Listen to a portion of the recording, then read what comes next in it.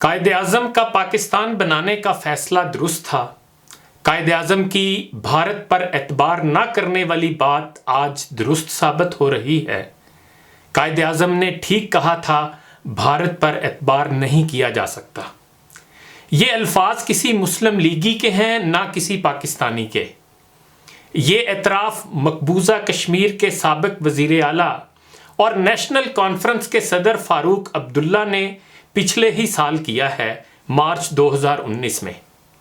وقت جوں جوں اپنی پرتیں اتارے گا، قائد اعظم کی صداقت کا نقش تاریخ کے صفحے پر زیادہ سے زیادہ گہرا ہوتا جائے گا۔ ممتاز دانشور اظہار الحق صاحب نے عمار بزدار کی کتاب ملزم جناح حاضر ہو پر تبصرے میں لکھا تھا کہ وہ کچھ عرصہ قبل ایک پاکستانی پبلشر کے ہاں بیٹھے تھے تو اس نے بتایا کہ تقسیم ہند سے پہلے جہلم کے پورے بازار میں صرف ایک مسلمان کی دکان تھی۔ گاؤں کے گاؤں ہندو دکانداروں کی تجارت کے تصرف میں تھے۔ ہندوؤں اور سکھوں میں مسلمانوں کی نسبت زیادہ خواندگی تھی۔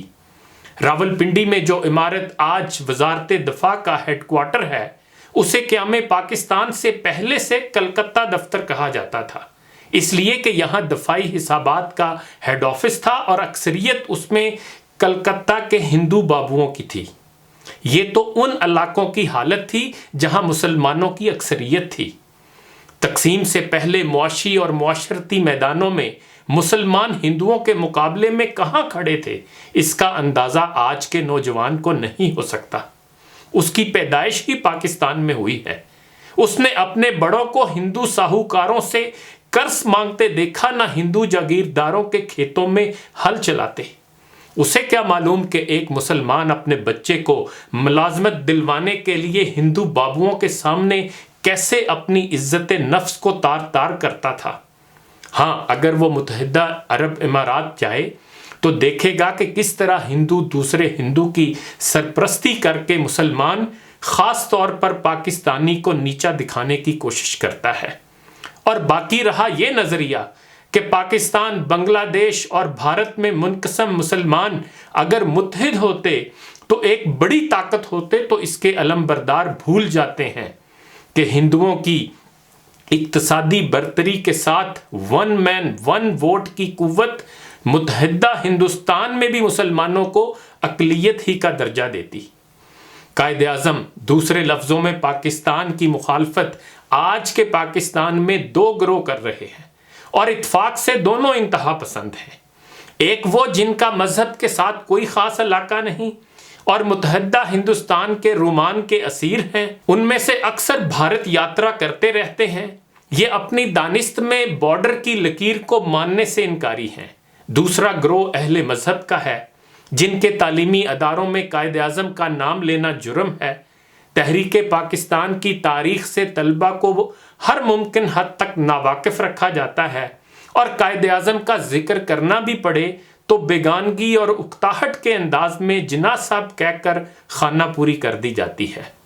وقت کی غیر جانبدار چکی نے دونوں انتہا پسندوں کے موقف کو پیس کر رکھ دیا ہے۔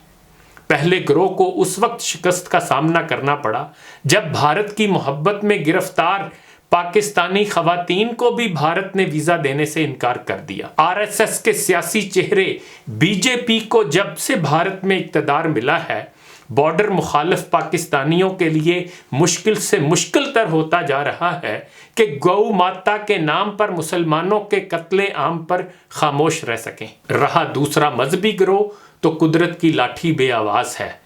زبان سے مانے یا نہ مانے، مگر نہاں خانہ دل میں جانتے ہیں کہ بھارت میں مدارس کی چھت پر ترنگا لہرانا لازم ٹھہرا ہے۔ 14 اگست، 23 مارچ اور 25 ستمبر کو تعطیل نہ کرنے والے پاکستانی مدارس کو معلوم ہے کہ یو پی کے وزیر اعلیٰ آدتیہ ناتھ نے مدارس کو رکشا بندھن، دیوالی، دسہرہ، کرسمس اور دوسرے تہواروں کے دن مدارس بند کرنے کا حکم دیا ہے اور اسلامی تعلیمات کم کرنے کا کہا ہے۔ 11 اگست 2017 کو یو پی کے اقلیتوں کی بہبود کے وزیر لکشمی نارائن سنگھ چودھری کے حکم سے یو پی کی حکومت نے تمام اسلامی مدارس کو حکم نامہ بھیجا کہ ہر مدرسہ میں یوم آزادی منایا جائے اور تقریب کی ویڈیو فلم پیش کی جائے۔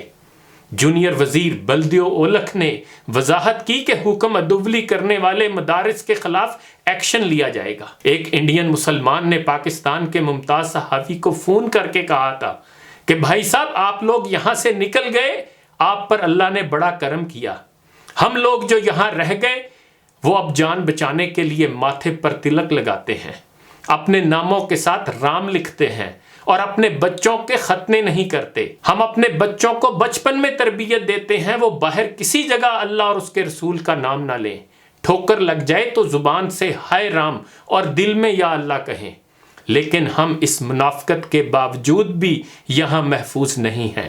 پھر اس نے کہا پاکستان کے ہر شخص کو میرا پیغام دے دیں، اسے کہیں دہلی کا محمد خالد کہہ رہا ہے کہ تم ایک بار دہلی آ کر دیکھ لو پاکستان کتنی بڑی نعمت ہے، اللہ کا کتنا بڑا انعام ہے، لہذا اس کی قدر کرو، اللہ کا شکر ادا کرو۔ تم کم از کم اپنے بچوں کے کانوں میں اذان تو دے لیتے ہو، تم ان کے ختنے تو کر رہے ہو، ہم تو جان بچانے کے لیے ان سے بھی تائب ہو رہے ہیں۔ الحمدللہ آج پاکستان ایک آزاد ملک ہے جو اقوام متحدہ کا رکن ہے، دنیا کے اکثر ممالک میں اس کے سفارت خانے کام کر رہے ہیں۔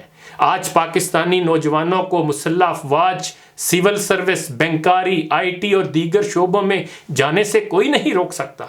پاکستان ایک ایٹمی طاقت ہے اور اقتصادی استحکام کی طرف رواں دواں ہے۔ یہ وہ انعامات ہیں جن کا بھارتی مسلمان سوچ بھی نہیں سکتے۔ اس کا کریڈٹ اگر قائد اعظم اور ان کی جدوجہد کو نہ دیا جائے تو کس کو دیا جائے؟ ہاں، کچھ لوگوں کے بارے میں شیخ سعدی فرما گئے ہیں کہ گر نہ بیند بروز شپرا چشم، چشمہ آفتاب رات چے گنا۔ چمگادڑ کی آنکھ دن کو کچھ دیکھنے سے قاصر ہے تو اس میں سورج کا کوئی قصور نہیں۔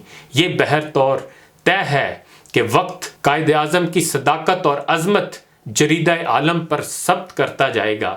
انہی گزارشات کے ساتھ اجازت چاہوں گا، اپنا خیال رکھیے گا، اللہ حافظ۔